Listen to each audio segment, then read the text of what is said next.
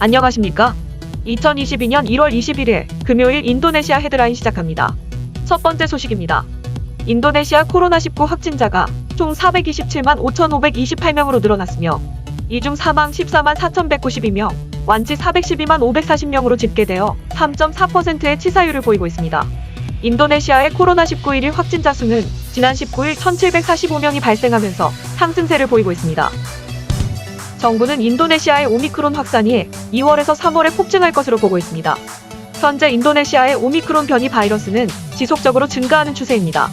후자조정부 장관은 남아프리카 공화국의 오미크론 사례를 보고 인도네시아는 2월 중순에서 3월 초까지 오미크론 감염이 정점을 찍을 것으로 보인다고 하였습니다. 현재까지 오미크론은 총 882명의 사례가 보고되었으며 그중 649명은 해외 유입이고 233명은 지역 간 감염입니다. 특히 지역 간 감염 중 90% 이상이 자카르타에서 발생하고 있다고 밝혔습니다. 보건부 장관은 오미크론과의 첫 번째 전장이 자카르타가 될 것으로 보인다며 오미크론과 전쟁을 치를 수 있도록 특단의 준비를 해야 한다고 강조하였습니다. 정부는 오미크론 감염 대응책으로 예방접종 가속화를 진행하고 있습니다. 전국에 고르게 접종될 수 있도록 준비하고 있으며 특별히 자카르타의 오미크론 감염이 증가하고 있어 수도권 지역에 부스터샷을 빠르게 준비하고 있습니다. 또한 부스터샷 적용을 위해 3차 접종 정책의 추가 사항을 기재하였으며 이는 질병예방 및 통제사무총장의 회람에서 확인할 수 있습니다. 한편 오미크론 감염의 정점을 예측하고 코로나 환자용 의약품 준비에도 힘을 쓰고 있습니다. 인도네시아는 지난 15일부터 머크사에 먹는 코로나 치료제 몰누피라비르를 현지에서 생산하게 되었으며 2월에서 3월에 맞춰 첫 시제품들이 출시될 수 있도록 가속화하겠다고 발표하였습니다.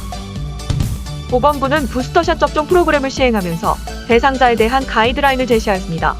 해당 가이드라인에 따르면 코로나 백신 접종을 완료한 18세 이상 국민을 대상으로 부스터샷을 실시하며 노령자와 면역 저하 환자가 우선 대상자입니다. 부스터샷 접종은 보건소, 중앙병원, 지방종합병원 등 정부 소유의 여러 의료기관에서 접종할 수 있는데 우선 접종자들부터 접종한 후 일반인들에게도 접종할 계획입니다. 한편 부스터샷 접종은 2차 접종 후 6개월 간격으로 접종하고 있으며 뿌들리린 등이 애플리케이션을 통해 쉽게 대상자를 확인할 수 있습니다. 일반인에게 접종할 3차 예방접종은 시노백, 아스트라제네카, 모더나, 화이자, 지피백스 등 여러 종류로 구성되어 있습니다. 정부는 2022년 1월부터 6월까지 총 3억 5천만 회분의 3차 백신을 국민에게 보급할 예정입니다. 보건부는 18일까지 보고된 오미크론 사례는 총 882건이며 59건이 의심 사례로 유전자 염기 서열 분석이 진행되고 있다고 밝혔습니다. 또한 현재까지 오미크론 환자 882명 중 381명이 완치 판정을 받아 격리가 해제되었습니다. 한편 오미크론 환자가 가장 많이 인도네시아로 입국한 국가는 사우디아라비아로 113명이며 뒤를 이어 터키가 107명이었습니다. 이어서 미국 72명, 말레이시아 57명, 아랍에미리트 47명으로 많았습니다. 조코위 대통령은 오미크론 환자가 급증하자 오미크론에 과민 반응하여 두려워할 필요가 없다고 말했습니다. 세계보건기구의 보고에 따르면 오미크론은 쉽게 전염되지만 증상은 더 경미하다고 밝히며 조심은 하되 두려워하거나 당황하지 말 것을 당부하였습니다. 이어 국민들에게 이동량을 줄여줄 것을 호소하였습니다. 긴급하고 중요한 일이 아닌 이상 지역 간 이동을 자제하고 가능하면 사람들이 많이 붐비는 지역을 피하고 최대한 재택근무로 전환할 것을 당부하였습니다. 또한 부스터샷 접종의 중요성을 강조하였습니다. 오미크론 변이 바이러스에 감염된 환자 중 소화기관에 비정상적인 문제를 겪을 수 있다고 미국 질병통제예방센터는 전했습니다. 대표적인 소화기 이상 증상으로는 설사로 꼽고 있습니다. 오미크론 환자 중 약 20%는 초기 증상으로 설사를 경험하였으며 18%의 환자에게서 메스꺼움과 속쓰림 증상이 나타났고 14%의 환자에서 복부 팽만감 그리고 9%의 환자에서 구토 증상이 나타났습니다. 보통 코로나19의 증상으로는 피로감, 호흡 문제, 근육 통증, 두통, 인후통 등이 나타나는데 오미크론은 소화기관의 문제를 동반하고 있습니다. 다음 소식입니다. 세계은행은 2022년의 경제성장을 전망하는 세계경제전망 보고서를 발간하였습니다.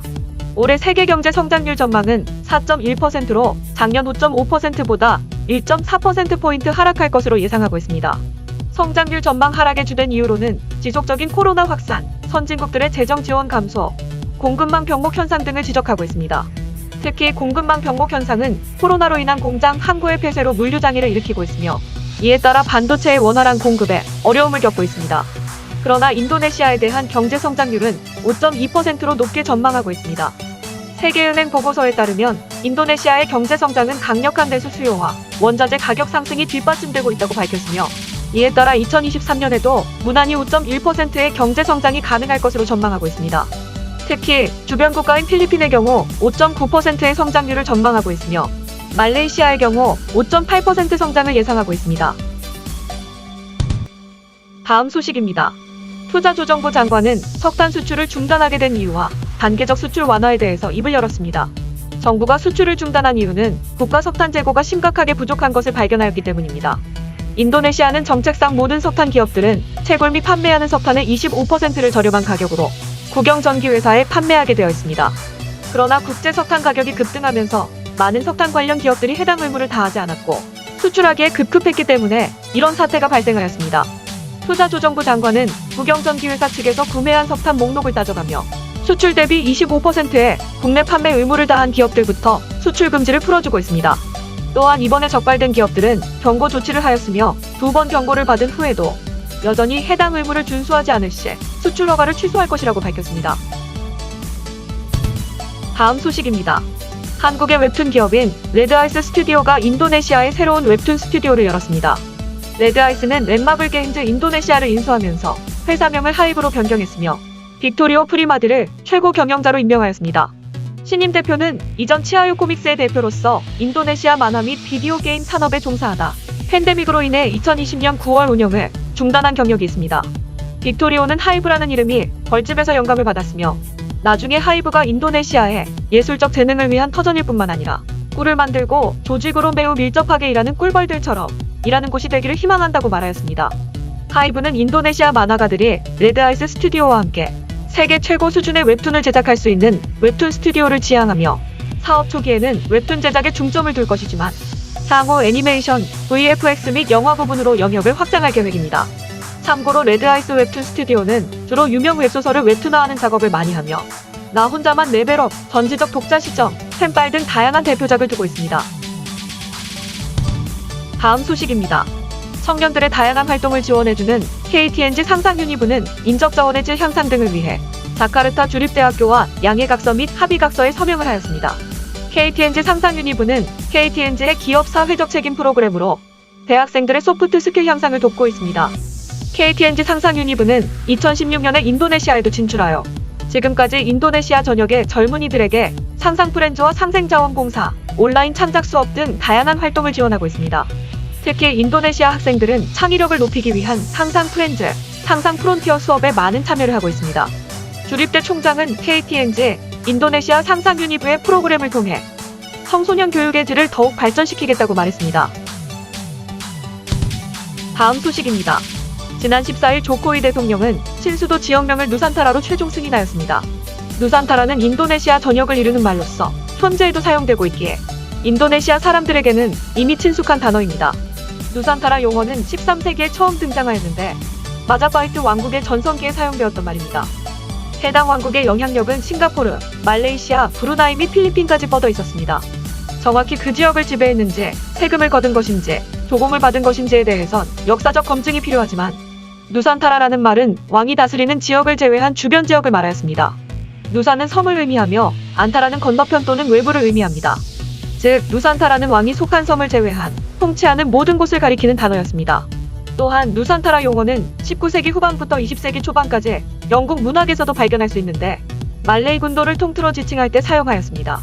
특히 인도네시아 사람들이 누산타라라는 용어를 다시 사용하게 된 역사적 사건이 있습니다. 바로 네덜란드 동인도 제도의 지배 이후 독립국가가 세워졌을 때 사용된 명칭이 누산타라입니다. 이후 인도네시아라는 정식 명칭을 가졌지만 누산타라라는 단어는 지금까지도 인도네시아 군도 전역을 지칭하는 동의어로 사용되고 있습니다. 다음 소식입니다. 인도네시아 아모하 자산 거래협회는 최근 NFT를 통한 예술작품 거래가 급증하고 있다고 밝혔습니다. 거래협회 회장은 아모하 자산 거래를 통해 예술작품의 새로운 판로가 되고 있다며 NFT에 대한 문의 전화와 함께 거래량도 늘어가고 있다고 말했습니다. 또한 회장은 아모하 자산이 투자 자산처럼 계속 성장할 것으로 전망한다고 밝혔습니다. 한편 전 세계적으로 2021년 NFT 총거래량은 250억 달러로 약 360조 루피아에 해당하는 금액입니다. 인도네시아 NFT 시장도 빠르게 성장하고 있으며 2021년 8월 출시 이후 9,000명 이상의 수집가가 등록하였고 80명의 공식 파트너와 8,000점 이상의 NFT 예술품을 보유하고 있습니다. 특히 최근에 인도네시아 공대생이 자신의 5년치의 얼굴 사진을 페이스 모션과 타임레스 기법으로 제작하여 NFT로 만들어 판매하였는데 약 170억 루피아를 벌어들여 화제가 되고 있습니다. 회장은 NFT 예술품 거래는 메타버스와 연결되어 더 큰 시장이 될 것이라며 기대하지만 관련 법규가 미비하여 빠른 시일에 정리되기를 희망한다고 밝혔습니다. 시청해주셔서 감사합니다. 다음 시간에 뵙겠습니다.